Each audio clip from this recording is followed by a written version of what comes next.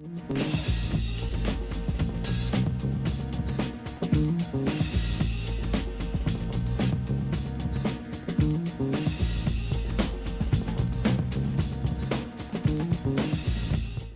right, thank you very much.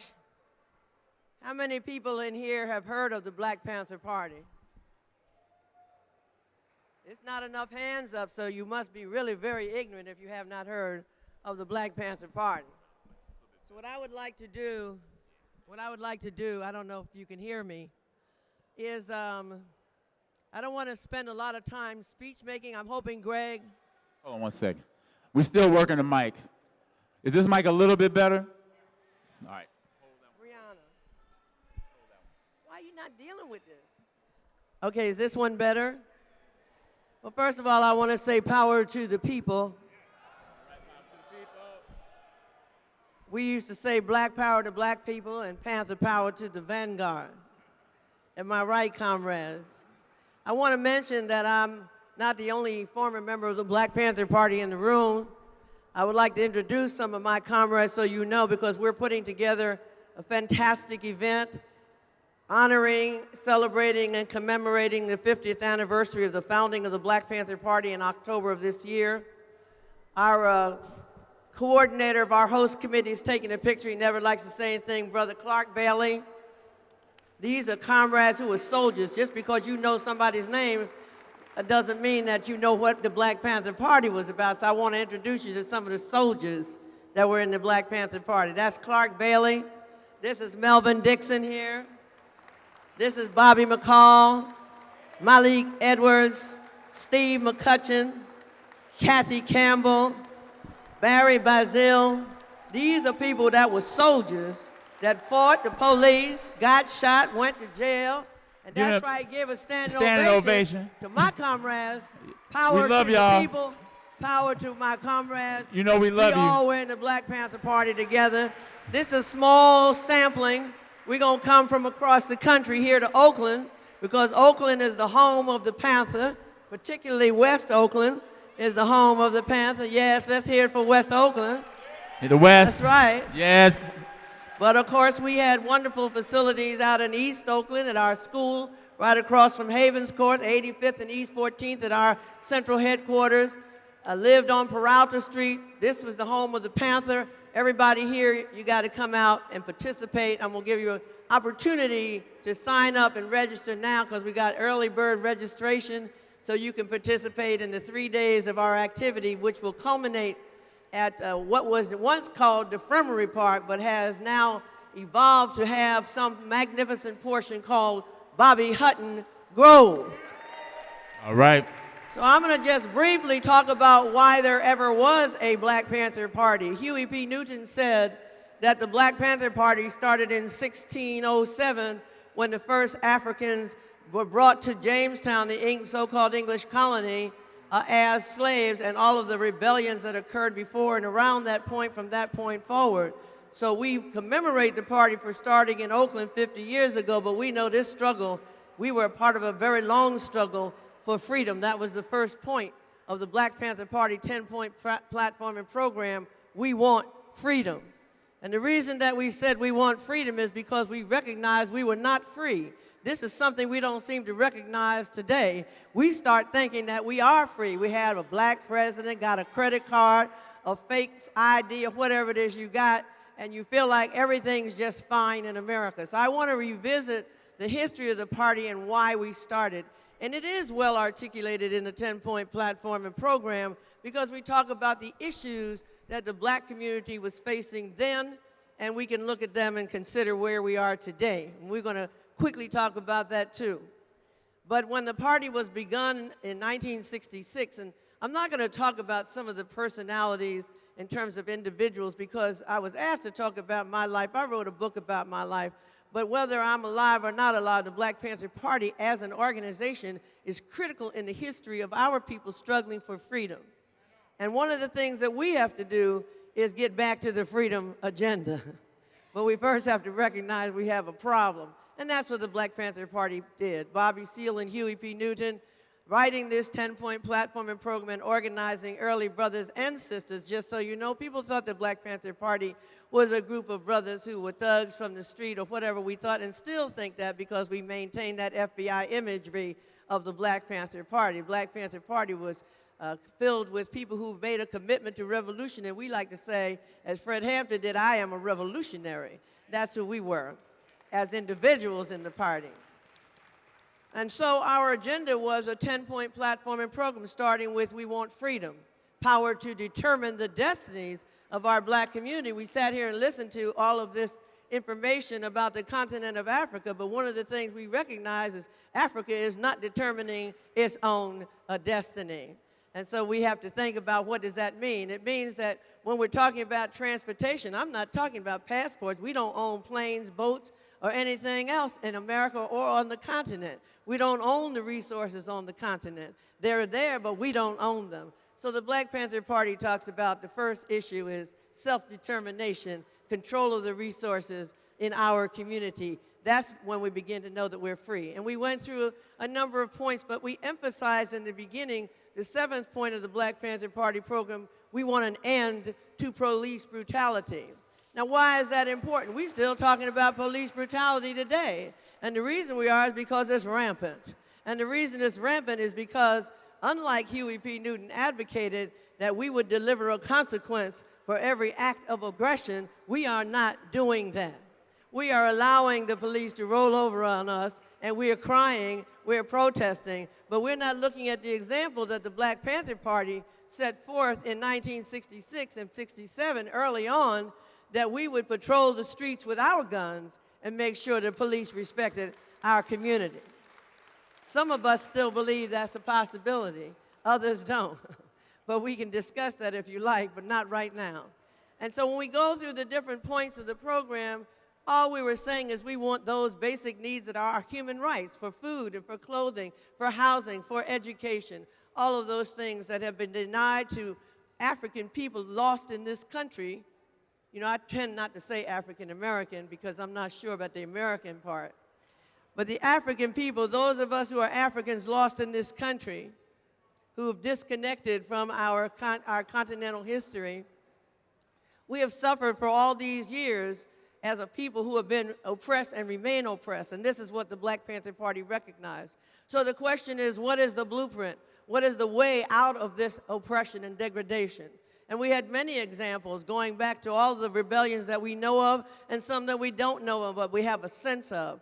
We know that our people are an incredible people who survived the worst and most horrific forms of oppression known to humankind. Not only were we enslaved, but we were deprived of every vestige of our humanity.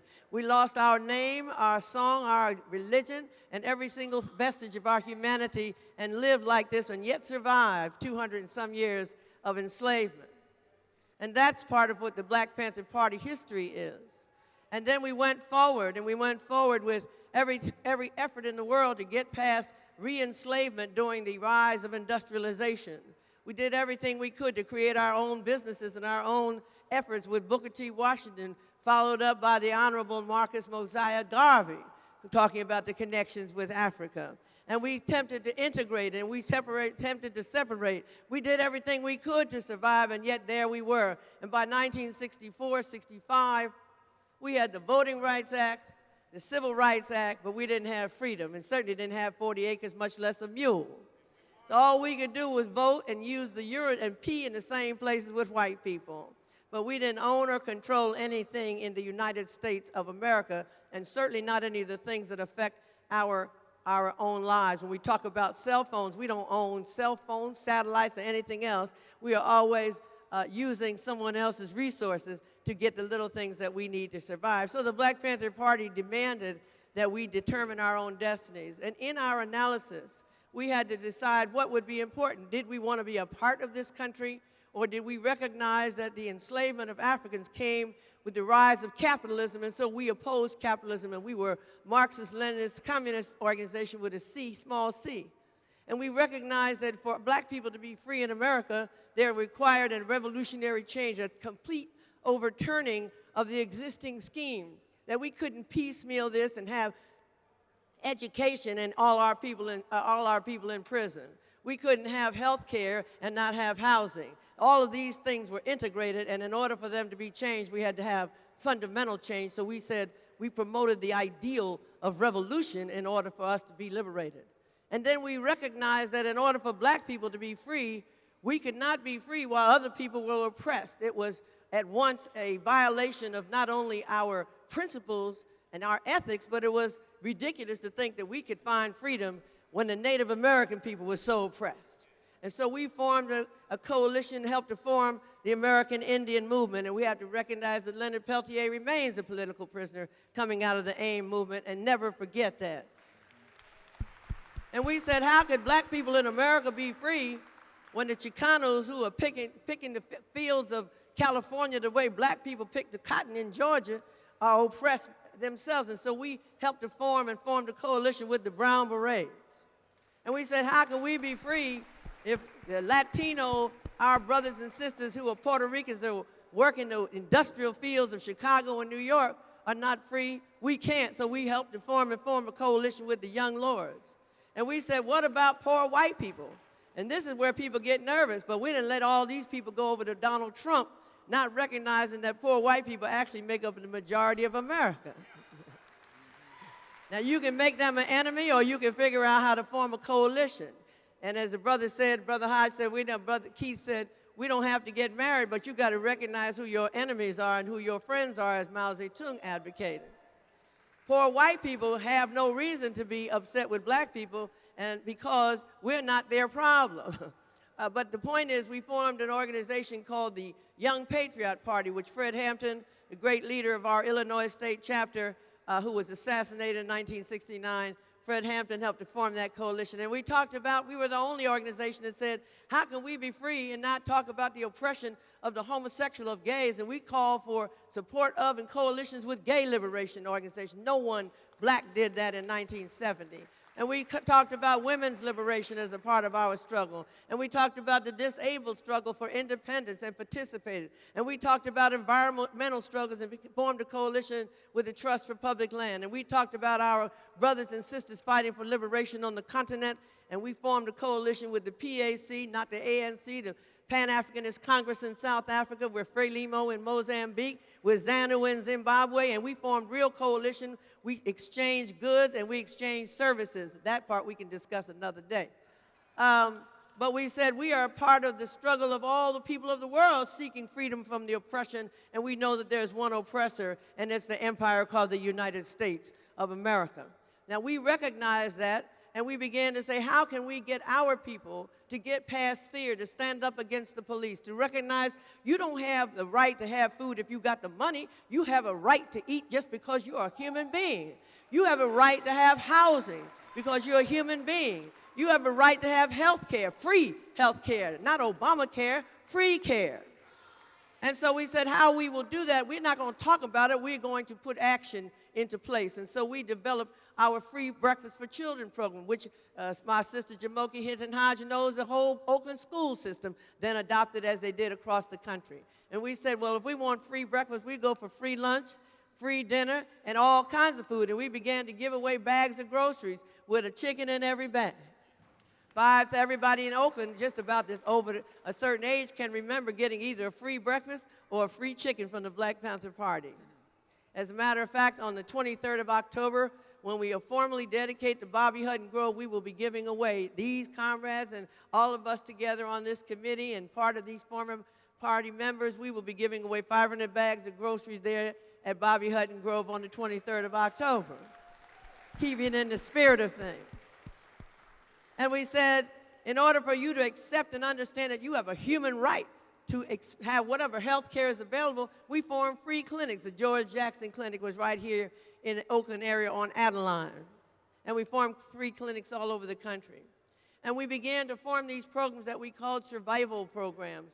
And they were called survival programs because they operated on the notion that our people can't fight for freedom when they can't even survive the day-to-day struggle to eat and live. And so we said these programs are survival programs, but we operated them under the slogan, survival pending revolution. And so where are we in terms of the party?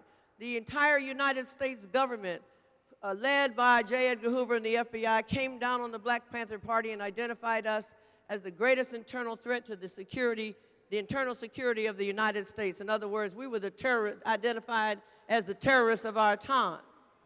And you know, we say that one man's terrorist is another man's liberator. So we weren't concerned with the labels, but they brought all hell down on us. Our people went to prison. We were murdered in our Fred Hampton and George Jackson and Bunchy Carter and so many other comrades murdered out of the campaign that was waged against us. But we fought. We fought in Los Angeles and Chicago when police raided our offices. We believed in self-defense. And even though, as J. Edgar Hoover said, our guns were not sufficient to stand up against the mass military might of the United States of America, we tried to engage our principles because we wanted the people to know you have a right to defend yourself. You don't have to just lay down and keep on protesting. Michael Brown is dead and Oscar Grant is dead and all we're doing is still protesting. So we were crushed in many ways by the government.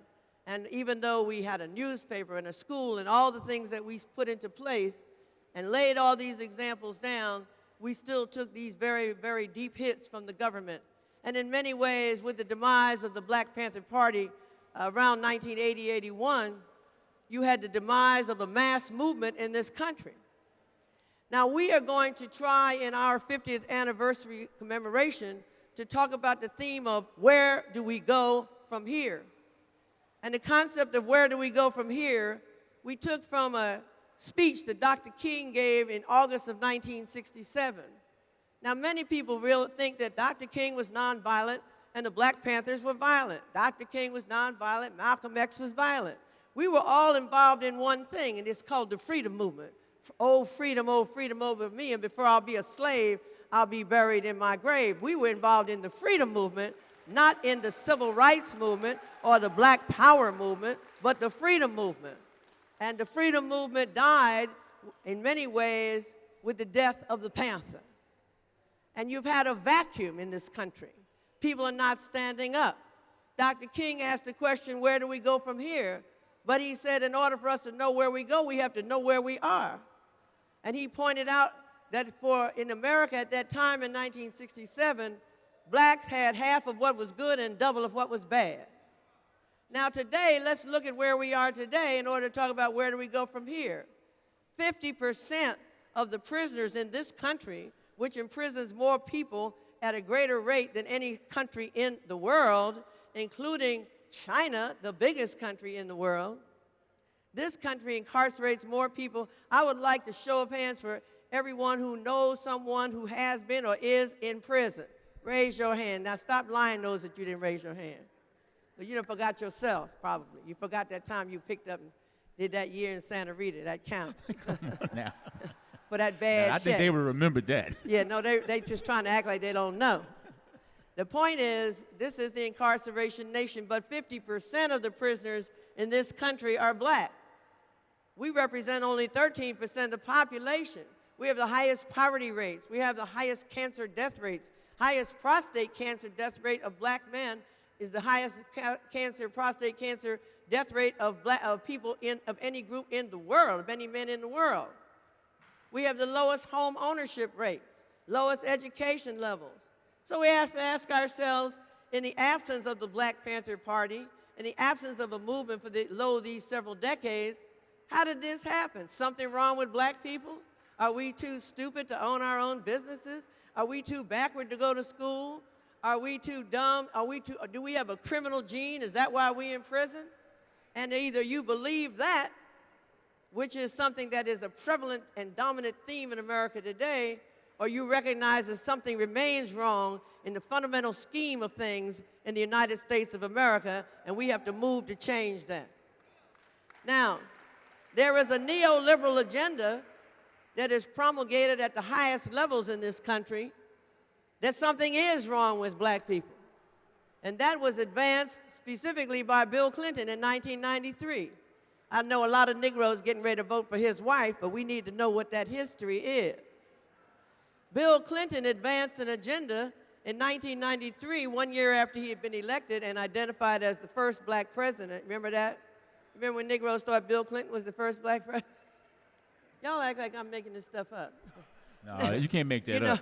You know, Bill Clinton. That's too crazy to make up.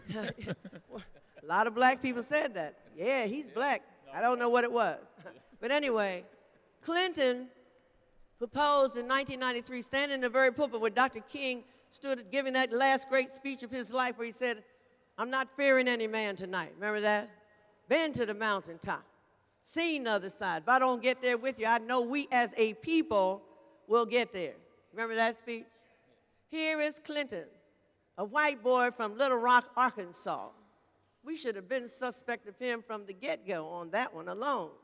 Standing in the pulpit, desecrating the spot where Dr. King gave his last great spot, asking a bunch of black people, what would Martin say if he were here today?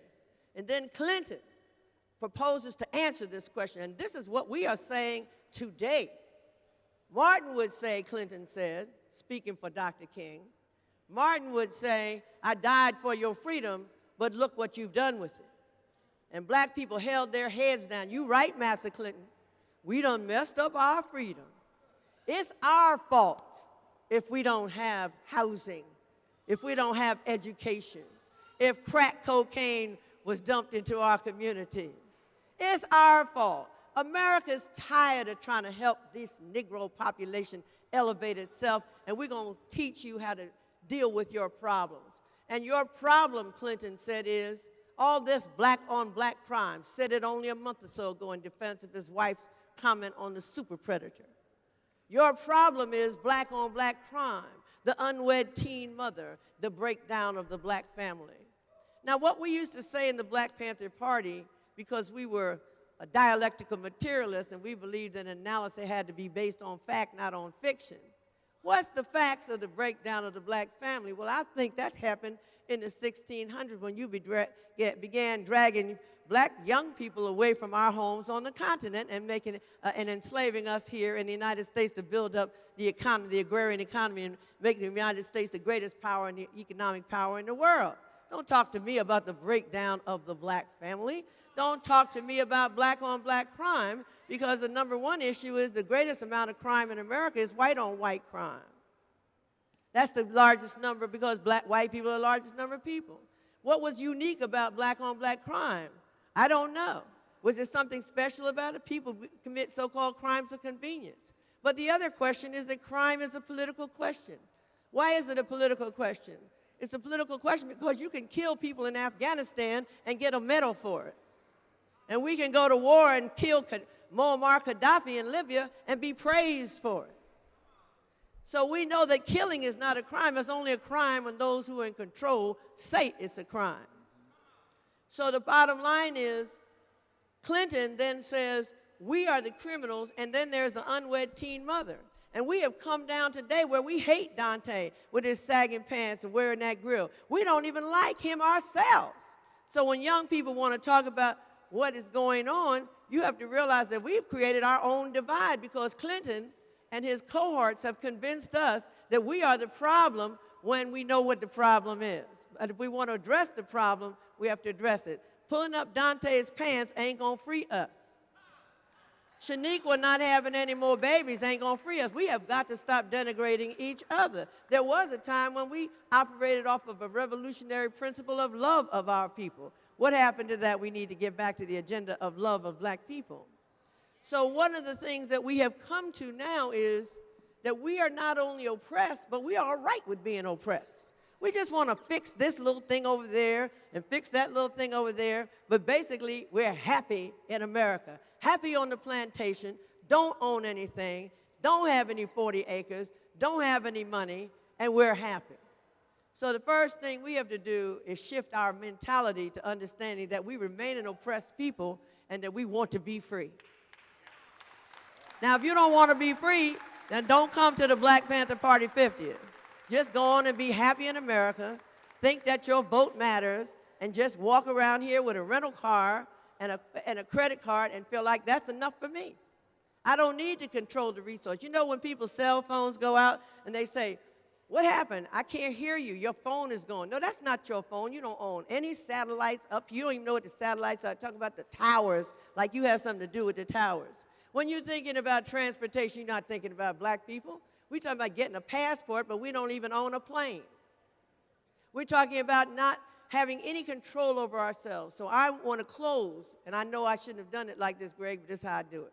So I want to close by saying this, that if we really want to recognize and take this opportunity to commemorate the 50th anniversary of the founding of the Black Panther Party, and some of us who are still standing for those principles, and still fighting for those principles, and fighting to change this country and change the nature of things so that we are free, I invite all of you to say, make a pledge to say, I'm going to do something to engage in a new kind of struggle, a struggle for freedom, and come out in October and join us, have dialogue with us at a very deep and serious level, celebrate with us with music and all of that, but have dialogue and make a pledge that you're going to do something. You know, when young people say, well, how did you do it? How did you guys do it? Well, the one thing I can tell you about every one of these comrades of mine in this room is we made a commitment of our very lives. None of us thought we were going to live to be this old, much less that we didn't even think we were going to get past 25 or 30. So when you talk about I'm young and I don't know what to do and somebody needs to tell me, well, we did put down a blueprint and we put it down with blood. And I'm hoping that you'll come and look at that and how did we do it and what did we do and why did we do it? Because we stand, I believe this, and I say this without arrogance, I believe the Black Panther Party stands as one of the greatest efforts ever in the history of this country on the part of black people for the liberation of our people. So you need to study that. I want to thank Sister Brown. We're not done yet. I want to thank you not just for the analysis and what you said today, but for the commitment of all these years. It is impressive that the comrades are here, folks who have been struggling, some quietly, some not so quietly for a long time. We want to open it up for some questions, particularly from our younger folks in the room who need to understand more about that analysis, more about that history, more about how to stay connected to that freedom struggle. So the microphone is here. If there's some young people, particularly young folks, come on anybody. up and ask a couple questions. I want to mention, though, before you leave, I will ask everyone, you see we have a table over there. Clark, raise your hand. Our table is over there. We hope that you're going to come over and register October 20th, 20th to 23rd. Most of the events will be at the Oakland Museum of California. But as I said, we will have an official ceremony transforming the name. I saw my sister Lynette McElhaney, who helped us to put together. This is our city council president West Oakland representative, who helped us to have the official renaming of Bobby Hutton Grove, where DeFremery Park is. Come out for all of the events, participate, act like you serious, like this ain't no joke, and we're not just going to be here holding hands and singing Kumbaya and then going back about our business. We do need food and housing and clothing and education and justice and peace. That was the 10th point of the Black Panther Party program and agenda. Please come on over to the table and register for the October events. Absolutely. All right. Anybody got a question? Anybody got a comment? Sister Brown, we got a sister coming up. Just tell us who you are. If you don't ask the question, I'm going to go. And ask the question. How you doing, sir? Hello, and thank you, Ms. Brown, and thank you for your comrades. I'm a little tall, so I got to adjust. But first, I did want to say thank you, and thank you to your comrades, and thank you for the folks that did come before all of us young people. I did have a question. Want to know your thoughts on what I believe is a divide between black women and black men. I think the Black Panther Party, among the wonderful things and historic things that you did, is that it was an example of black men and black women working together for a common purpose. And I feel like sometimes, maybe with my generation, that camaraderie is a little lost. It's a little bit, I believe, adversarial now. Oh, I just take it off. All right, thank you. Where it can be identified as adversarial at times. And so I wanted to know what your thoughts were on that, on black men and black women working together for the common cause. Thank you. I appreciate that question very much, because very often I'm asked, what was it like to be a woman in the Black Panther Party, as though there was some unique situation going on in the party. But the implication is that the party was filled with a bunch of male chauvinist thug men or something, and that's about as far from truth as there is. But even if that were halfway true, you remember that one of the things that everyone in the Black Panther Party had to do was to become weapons trained. So we were all strapped. Ain't that right, Brother Malik? So brother wasn't going to just roll up on you with anything, you know what I'm saying? Everybody was strapped. But anyway, but that's a practical point. Nobody ever asked, well, what was it like to be a woman in the NAACP, which didn't have women in leadership, but the Black Panther Party did? Or what about a woman in SCLC that didn't have any women in leadership? Or all the other black or progressive organizations? We were the only one actually that did have women in leadership, and I was certainly not the only one. That we had many sisters in leadership, from Kathleen Cleaver to Audrey Jones, Erica Huggins, after whom I named my daughter, and so forth and so on. So we had many women. We did what we had to do. Our relationship was predicated upon our common goal. Whoever could do what best is what you got assigned to do. And we recognize that internally. But as for this larger dialogue that has come up even recently, where there's a whole difference between women talking about say my name as though the black man is being given too much credit in the press because black men being killed in tremendous numbers by the police, where we had sisters like Yvette Henderson that I didn't see anybody running around doing too much for, that was slaughtered in Emeryville by the Emeryville PD. Anybody remembers Yvette Henderson last year? The point is not, cannot be enemies even if you want to be an enemy. And the reason is this: we have had a common experience that is not gender-based. I was as much a man in the fields as any black man who was a slave, and he belonged to Massa like any woman, because Massa owned all of us. And we have to recognize that the bourgeois white feminist agenda is not our agenda. Our brothers are our comrades, and we have to love our brothers and we have to love our sisters. Now, we can correct ourselves internally. I'm not going to let any brother get away and talk about, well, you can just rape and roll over and beat up women like that. That's not going to happen. There will be consequences. I told you one of the greatest efforts of the Black Panther Party was to advocate a consequence for every act of aggression. We believe in consequence, so we're not going to have that. But barring that question, the question of violence, internal violence, we don't have the same relationship to the scheme of things as white people do. And if we don't have that analysis, then we start thinking our brothers are our enemies, or the reason that a brother told me, the reason that black men don't have jobs is because black women are getting them because the white man is intimidated by black men. And my answer to that is, if you feel that Massa is hiring me because he loves me, then you want Massa to love you, you need to address that to Massa. We are in a dire situation today, and we cannot afford to create enemies among ourselves. We have got to get past gender issues. I'm trying to make this brief, but I can tell you this: we got to get back to a love of our people. As Che Guevara said, that is what guides a true revolutionary. Go ahead. Che, please. Hello.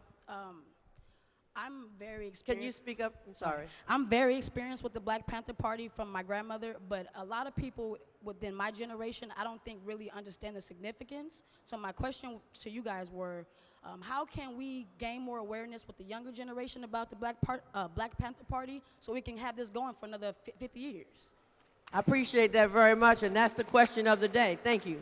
The question of the day is, how do we keep this going? How do we learn? We know we didn't learn anything about the Black Panther Party in elementary school, junior high, high school, junior college, or anything else. You had to pick this up on your own, and there's a reason why this information is being hidden. As a matter of fact, when we think about Dr. King, I've noticed that more and more his image in the mass media or in the establishment press has gotten literally lighter than he was. You know, have you noticed that? You know, and he's become a two-dimensional caricature.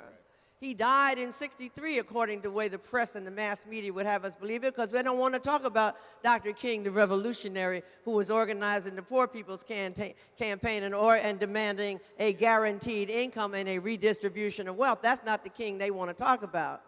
So we have to know that the propaganda machine has been working very, very hard to keep us uninformed and ill-informed and miseducated. We have been miseducated. So the question is, how do we correct that? Well, the Black Panther Party set forth an example. We created our own schools. We never felt that the public school offered us a proper education to teach us our true history and our relationship to the society today. So we have to develop our own resources, even if it's the smallest effort possible, to educate each other. Now, you're on Twitter or Facebook all day long talking about your cousin's birthday or some other thing that nobody really cares about except for 4 people in your family. And you could be on Twitter and Facebook using that opportunity to educate each other about what you do learn. But again, I'm driving everybody back to October. All roads lead to October in Oakland, so that you can come out and engage in this kind of dialogue, because what we plan on doing is get some of these black academics that are teaching in these various schools to begin to put together curriculum on the Black Panther Party, so that from elementary school on up, we at least will begin to learn something of our true history. Yeah. Thank you for that question. One comment before this next question. Thank you for the response.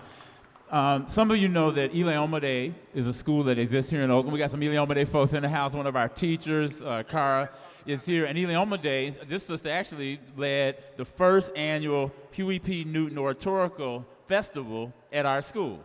African Center School, pattern on that. So build institutions. We have a few institutions. Brotherhood Elders Network is working with AMA. Folks in the city, we got to, as you said, teach our children. Let's take this next question. And let these 4 people, you all are the last questions because we're almost out of time. But you all take your question. And tell us who you are. Hi, everyone. My name is Regina Walton. I actually lead a group in San Francisco called SF Tech for Good, and I've been doing that since 2011. And my question is, there are these really great groups out there like Black Girls Code, Outdoor Afro, Impact Hub Downtown, my gosh, a ton of them. So I'm wondering, is the Black Panther Party working with these groups, or would they be keen on working with these groups? Because that's a real and tangible way to get into the community, to start connecting to young people, but also to people in my generation. I'm Generation X, and you're right, I went through the public school system. I learned about the Panther Party mostly on my own. So for people like us who are already out there on the ground, what do? I'll be there in October, by the way, so. Glad to hear that, sister, and thank you for your question. I think that, first of all, you realize there is no Black Panther Party. We're just holding on to the thread, and we've been doing our own things so many places, but most of us keeping in touch with our history and our principles. But I think the tech question is the real question that sister raised, because you know, the continent of Africa was completely left out of the Industrial Revolution. I think it's an opportunity to jump on over, forget the industry, and move on to technology. Because if we're not dealing with the technological question, and the Black Panther Party not only dealt with that, but we revised our 1966 10-point platform and program in 1972 to talk about people's control of modern technology. People's community control of modern technology was our new theme at the end of our last point of our program in 1972. It's very important that we realize that I don't care if you get trained for whatever, not only if you're formerly incarcerated and you're black and you're male, you might as well kiss your behind goodbye in terms of earning a living legitimately, quote unquote, in America. We have got to glom onto technological questions. I do work with Black Girls Code. I love those sisters. I love what they're doing. And we all have to recognize that we've got to get involved in the technology question, and that's a way to link the past with the present, because there's no more industrial jobs. NAFTA and all the other fast-track trade agreements have sent all the little jobs out of the country. But that could be the good news, because it frees us to think more progressively and think about how we can begin to control our own destinies by controlling the technology that affects our lives. So I think that's one of the discussions that we want to definitely have in October. Go ahead. Hi, my name is Misha Mosley. I'm the founder of the Black Teacher Project, and we will be there in October for sure. All right, that's right. What's up, Mish?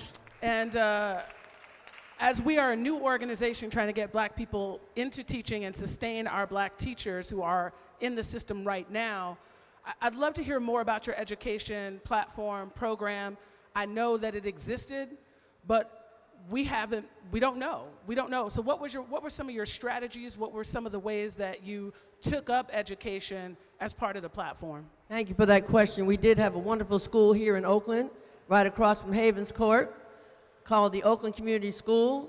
The fundamental slogan of that school was educate to liberate, of course, and also that we wanted to teach our children how to think, not what to think. But how do we do it? And people ask us this all the time, and people want to know how do we get the money, because we had a school that was free for our children, and we provided free breakfast, lunch, and dinner. That got everybody to school. You didn't have to worry about anybody coming to school because free breakfast, lunch, and dinner will get you there. So the first thing is a practical question, because we have these ethereal questions like, how should we examine this? Well, you can't examine anything if you're hungry, and we recognize that, and that's why we developed free breakfast, but we transferred that to our school, and all of our children were provided free breakfast, lunch, and dinner. And we had, I don't know, 300, 400 children in the school, something like that. It's elementary level school. Secondly, we provided children everything else they needed to survive. Clothing, eyeglasses for children that couldn't see. So half the children couldn't read because they couldn't see. Nobody even thought about that. We provided a program of love and an environment where they were not going to be harmed. You were not going to roll up into the Oakland Community School with anything except for some love, and that was about it. So those children knew they were important in our lives, and not because we said it, but because we showed them. And then we reduced the class size to 10 or less. And we provided every kind of opportunity. We were in 1972, we had a computer in our school. We provided every opportunity. And our children had after-school programs. They did their homework in school because we couldn't afford to let people go home to people like, you don't have no time to do homework, you better get to cleaning the house or whatever, all those necessities. So children were at our school from breakfast, lunch, and dinner, doing homework, getting good clothing, learning that they were valuable, and we created the environment for learning. And I think that's the only thing we can do in the public schools. Children come to school not just hungry, but you know the public school system of Oakland has been feeding children some garbage. And nobody wanted to eat it anyway. So they come to school and it's there, but who cares? So we have to come forward and find the money, and the school district has a duty to do that, and we have to put that on them. This is not a program where you're going to, well, if you don't have the money to eat, then you have to go hungry. No, the school system has a duty. Where we don't have it in the community, let the school system become the parent, what we say, the alma mater, the other parent of the child. And that's what we did in the party, and I think that's a great example for you to use for the future, and I'm glad you're going to come out and talk to us. I see the time is waning. So well, here's what we're gonna do. I'll try to be very fast. We got 6 people, and Val, I think it's Val Saran at the end of the line. Oh, y'all are a group. Okay. So we're gonna have a group question. So we're gonna answer these questions and move on. And please, I'll be brief. Please tell us who you are, sis. My name is Tajiri. I'm a sophomore at Castlemont High School. Hold on, Tajiri. Can we get everybody's voices to go down? Because all of the folks in the back of the room, those little conversations are adding up to a lot of noise. And we got a young person who wants to get her question out here. That's so I'm going right. to ask you all to really be respectful and hold your conversations at the back of the room. Thank you. Tell us who you are again so people really know who you are. Can you hear me back there? Yeah, that's right. I'm Speak on Tajiri from Castlemont High School. I'm a sophomore. To the castle. I work with a violence prevention program called Teens on Target. And my question is, how do you feel that we can end the mental enslavement of our people? Well, a simple only question. that. That's a great question. How do we end the mental enslavement? Hallelujah. If I had that answer, we'd be free today, wouldn't we? But I don't have it, but I can tell you that we got to struggle. And we have to recognize that, first of all, that we are a people. We haven't even gone back to that. We have black people out there. Yes, I'm black, but I don't have to have a duty to black people. Well, we said that we did have a duty to each other, as we do to all human beings, that our duty is to participate in every single way to make sure no one is oppressed, right? I don't know how you do it. I don't know how we decide, how we become conscious in a country that's done everything to make sure that we are unconscious and enslaved mentally. You know, Bob Marley talked about our mental enslavement. You know, we are enslaved. And so we have to be educated. And we used to say in the Black Panther Party, educate to liberate. Educate to liberate, and that's meaning your mind and therefore your body. And so for you, young people, you just have to stay on track. I am older than I want to be. I turned 70, what did I turn? 73, right? All right. We're glad you're here. And I'm better to be seen than viewed. You know, and so the idea is I'm still trying to resolve that, still trying to talk to people, trying to educate, trying to make a difference, you know. And so that's unfortunately the task before you. It isn't easy. There is no simple answer. In a country that has done everything to miseducate our people so that we hate each other. We hate our very blackness. We still on that piece. We still talking about light and dark skin and good and bad hair. Am I making this stuff up? No. We are still there. So there's many things for us to do, and the only hope we have is you. You know, one of the things, we were big followers of some of the tenets of Mao Zedong, and Mao Zedong wrote a wonderful poem, and he said, "You young people, full of vim and vigor, you are the hope that we have." So I'm looking to you. I don't have the answer. I'm looking to you because it's your turn. Thank you. Thank you. Thank you. I'll try to be brief. First of all, I just want to thank you, Ms. Elaine Brown, for everything you've done and everything you will be doing. Thank you very much, brother. My name is Peyton Silkett. I'm a 17-year-old senior at Bishop O'Dowd High School. Bishop O'Dowd, okay. I don't know if you remember, but I spoke to you a few months ago. I do remember very well. And so I told you that I was starting an organization back then. I just want to let you know that the organization has started and we're moving, right? Power to the people. We've put on numerous events and done numerous community services. Just last Saturday, we were walking down the streets of Broadway with 48 bag lunches and giving away bag lunches to those that we saw were in need.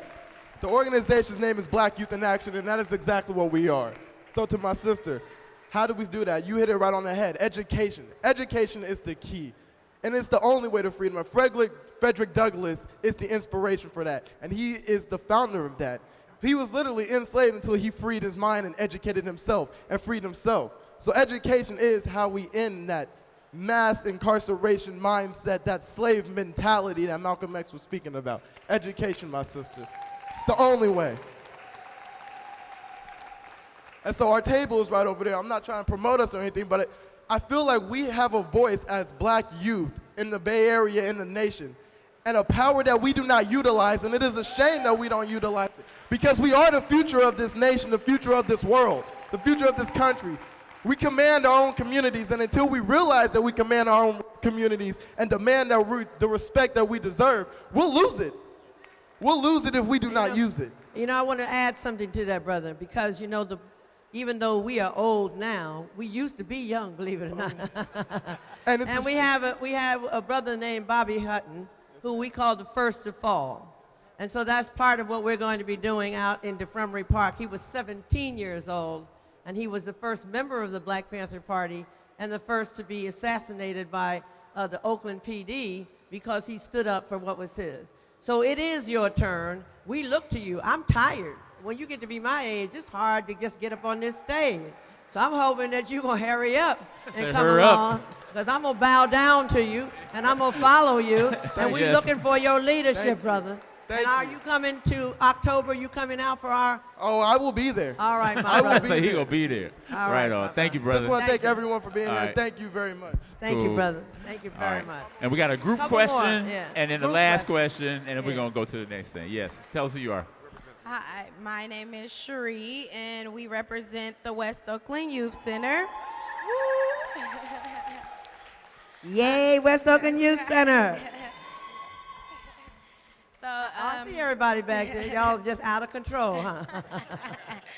So Our our conversation recently, you and I. I remember you, my dear. Yes. How you doing? Fine, and you, I'm Miss doing Elaine good. Brown. So our question is, being that the Black Panther Party were one of the first trenders in healthcare, free healthcare and free food, free lunch for the youth, how would you guys advise us to tackle the issues that that are about the youth and the homelessness population for, you know, the youth homelessness? So how would you guys tackle that issue, and what advice would you give us?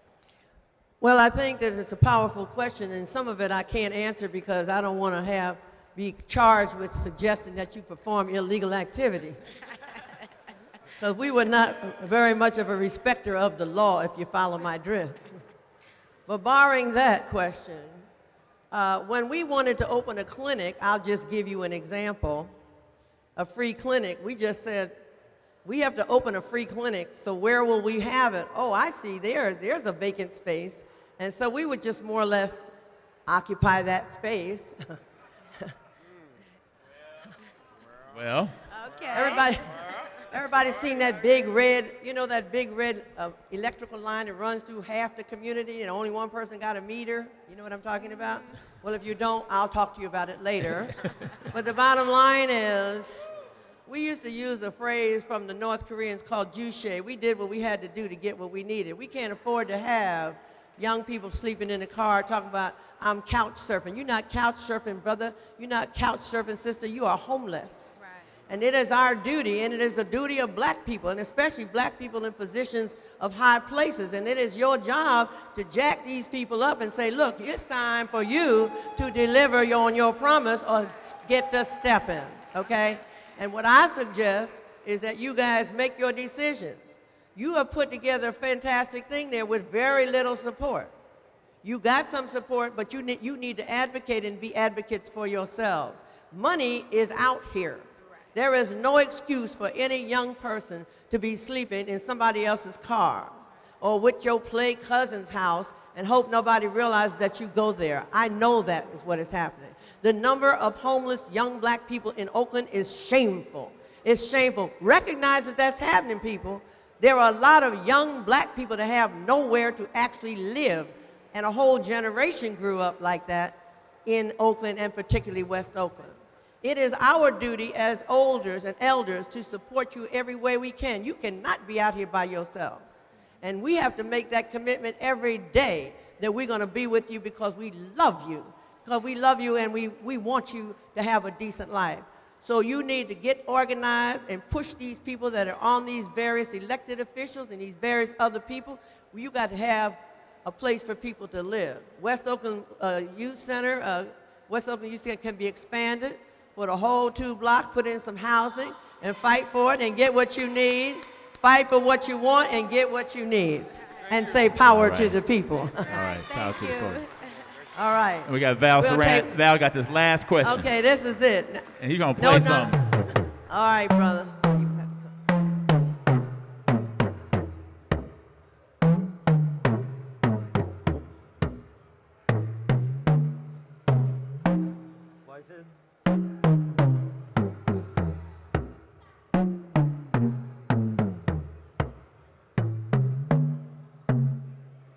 Happy birthday to you and the Panther Party. You recognize that song? I recognize the beat. Happy birthday to you. Right? Okay. Okay. No, I purposely play the drum because, you know, the drum is banned at City Hall today, in this day, right? In my country too, in the 1800s. But I wanted to speak about the housing thing that you are doing for people, and if that can be expanded, especially for elders, if we can get into that groove. Oh. Thanks, Val. Well, you know, we have housing is one of the tenets of the Black Panther Party advocated for. We believe that everybody has a right, a human right to housing, and that no one should be without a place to live. And that was what we believed then, and it's what I believe now, and I'm glad you're asking me. I have a project over there on 7th and Campbell in West Oakland. Yay, Lynette, West Oakland. The very spot where Huey P. Newton was in a confrontation with police back in 1967 at 7th Street between Campbell and Willow. And we happened to be there, and we are putting something together at Oakland and World Enterprises, and we have housing that will be 100% affordable, but not affordable according to the standard rate, but affordable in a meaningful way. It is our duty as black people to organize ourselves to develop housing, to not be pushed out of this city or this area, and to be thrown to the hinterlands and have nowhere to live. Housing is absolutely critical. I don't have a singular answer, but where I am, housing is going to be available for everyone, whether or not you've got some money in your pocket. That's the last question, brother. No, Yeah, it's the, I know no, that- it's the last. Yeah, no, this brother. is not a question. It's the last. It's the Yeah, I last know. question because What I want to say is that in 1975, I came from Danny Glover's house over here. A sister from the Panther Party brought me, and the first thing that happened in Oakland is that we were profiled by the police. We were stopped. I was with Huey Newton the week before Okay. he joined All our right, thank ancestors. you. Thank you for your All right. comment. I just want to say to everyone, thank you very much for being here, and KeithCarson, of course, who is a he probably doesn't think so, but he's still my boss because I work for him. And I want to thank everyone else in Keith Carson's team for bringing us together to have this opportunity to talk about our people, our lives, our liberation, where are we going to go, what we're going to do. And I encourage you to come to our table for the Black Panther Party 50th anniversary celebration and sign up and register for October. And I like to say, as we always said, power to the people. Please join me in thanking Sister Elaine Brown. Big round of applause for her. Thank you very much. One question I have to get this part going, both from Andre, your point of view as somebody who takes cultural exchanges, as well as the business folks at the table. A lot of people still have this perception that to get into Ghana, for instance, or get into Nigeria, it's difficult in terms of travel. You just talk about the ease of that, and then if you're doing business, there's still, I think, this perception that you have to dash people. You still have to do a little bit of greasing of hands to make business happen. What's your sense of the ease of getting in and out of the continent and the ease of being able to do business? Have things changed so that it's easier and more straightforward to actually get things done? So I'm going to ask Clyde to start, and then anybody on the panel, and then if you have questions, we invite you to the microphone. Travel to the, can you hear me? Yes. You have to put it really close to your mouth, I think. All right. Think hip hop artist. Think rapper. Like real close. Yeah, man. All right, we got it. Travel to the continent has become much more easier these days. The direct flights from almost every East Coast city of the United States directly to most of the African countries, from Washington, D.C., New York, Atlanta, have daily flights every day. If you go online and do your research, from San Francisco, round trip tickets are averaging about $1,200 to $1,500. And so, I think, that is much more affordable than it used to be a few years ago. So, yeah. Andre and then Uche wants to respond. Okay. How many of you have a passport? Okay. All right.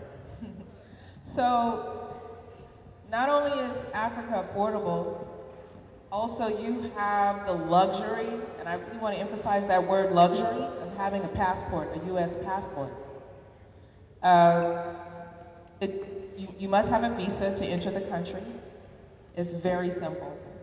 You need $60 US. You need a valid passport that's not going to expire within 6 months of your travel date. All you have to do is fill out a one-page application, 2 passport photos, send your passport, $60. DC, they don't even look at you. Just fill out the form, comes back stamped. Generally, there's not very many problems. I hadn't had any problems with getting visas processed for travel.